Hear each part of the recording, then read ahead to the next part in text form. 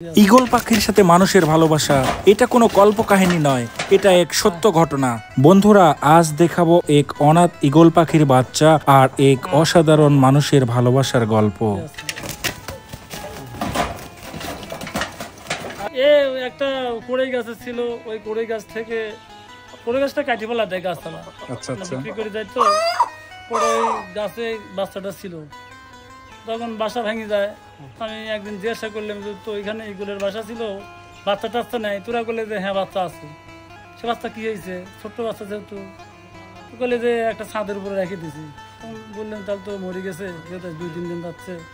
পরে যা দেখি যে ছাদের উপরে পড়ে আছে, পাওয়াটা শার্ট করে পড়ে আছে। একটাই ছিল মূলত বাচ্চা? হ্যাঁ, একটাই ছিল। আচ্ছা, তারপরে মনে করেন লিয়ে আসি এরকম পালি, বুঝছেন? আচ্ছা, পাখিটা একবারে আপনার পরিবারের সদস্যের মতো হয়ে গেছে? সদস্যের মতো। আচ্ছা, এখন মাছ খাওয়াই আমি। শুধু কি মাছই খায়? শুধু মাছই খাওয়াই আমি। আমরা তো জানি ঈগল হচ্ছে মানে থাবা দিয়ে শিকার করে, ও হিংস্র প্রাণী বলা চলে, বা পাখিদের মধ্যে এক অন্যরকম প্রাণী। থাবা দিয়ে আমরা অনেক সময় অনলাইনে দেখি যে সাপ ধরে নিয়ে উড়ে চলে যাচ্ছে। হ্যাঁ, ধরে পানির ভিতর থেকে মাছ ধরে না? সমুদ্রে একবার ডুবে যায়, আবার মাছ ধরে। এরপর আমার অনেক মহব্বত, সেটাই তার কারণে জীবন নাকি বলে অনেক লম্বা। আচ্ছা, এই পাইলে বেশি দেখি, হয়তো আমি মারা যাবো, বেঁচে থাকবি, বাচ্চারা সেটা চিত হিসাবে রেখে দিবি। আচ্ছা, যখন আপনি এই পাখিটিকে প্রথম দেখেছিলেন আসলে কি মনে হয়েছিল নিয়ে আসলেন? আমার সেই মহব্বত হইলে যে ও অনাহারে মারা যাচ্ছে, যাই যতই খরচ হোক উকলে যা পালি আমি। আসলে কি খরচ বেশি হয়েছে? মানে মাছ খাওয়াতে তো অনেক খরচ লাগছে। ও যখন ছোট ছিল তখন তো সর্বনিম্ন হাফ কেজি মাছ খাইছে প্রতিদিনের। পরিণত বয়স হয়ে গেছে, এখন কি রকম খরচ হচ্ছে? এখন আমি সামান্য কিছু খাওয়াই, ও নিজেই আহার করে। মানে উড়ে কি আশেপাশে বিল অঞ্চলে বা মাঠে টাতে যায়, খায়, আবার চলে আসে? মন ইচ্ছা ও ঘুরে। আচ্ছা, মন ইচ্ছা ঘুরে, আবার মন ইচ্ছা এখানে আসে। আমি এইটাই বুঝি, আমি যখন বাড়িতে আসি ও তখন আমাকে সারা দেয় আমি অমুক জায়গা আছি।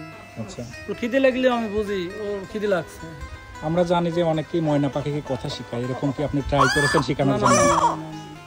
এরকম কোনো কিছু শেখাই না। আচ্ছা, কিন্তু ও যে ভাষায় বলে ওটা অনেকটাই বুঝে যান আপনি? হ্যাঁ, ওই বুঝে যায়, সবকিছুই বোঝেন যে কি বলতেছে। খাবার বাড়ি এলাক বলি যে খাবারকে দিছো, এরকম ডাকতেছে এরকম। আচ্ছা, উনিও বুঝে আপনার বাড়িওয়ালা? হ্যাঁ। আচ্ছা আচ্ছা, আই করলে পরে বাড়ি এলাকা যায়। আচ্ছা, যদি এই পাখিটি হঠাৎ করে একদিন আপনার থেকে চলে যায় একেবারে উড়ে, আর না ফিরে আসে? আমার বিশ্বাস ও যাবে না। যাবে না? এতটা সক্ষতা করে উঠেছে? হ্যাঁ, আর যাবে না, কেন টাইম ম্যাচ কাটি গেছে। সবাই এসে আশ্চর্য হয়ে যায় যে একটা পাখি ওর বোল মানেছে, কত সুন্দর। মেয়ে মানুষ বেশি আশ্চর্য হয়ে যায়। আচ্ছা আচ্ছা, এই একটা পাখির বোল মানেছে এরকম। বোল মানানোর প্রথম শুরুর দিকে আপনার কেমন ছিল ওর সাথে?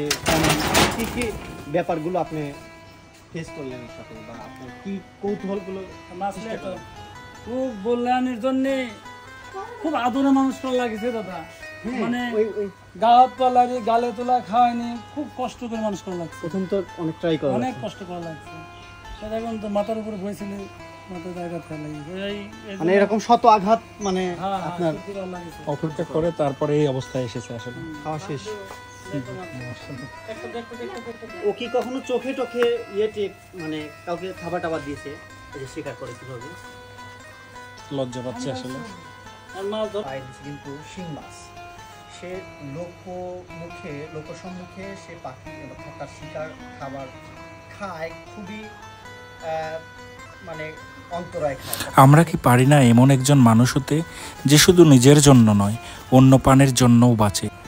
আমরা সবাই যেন ভালোবাসা ছড়িয়ে দেই, যেন এই পৃথিবীটা একটু হলেও বদলায়। ইউসুফ মোল্লার মতো মানুষ হোক আমাদের অনুপ্রেরণা।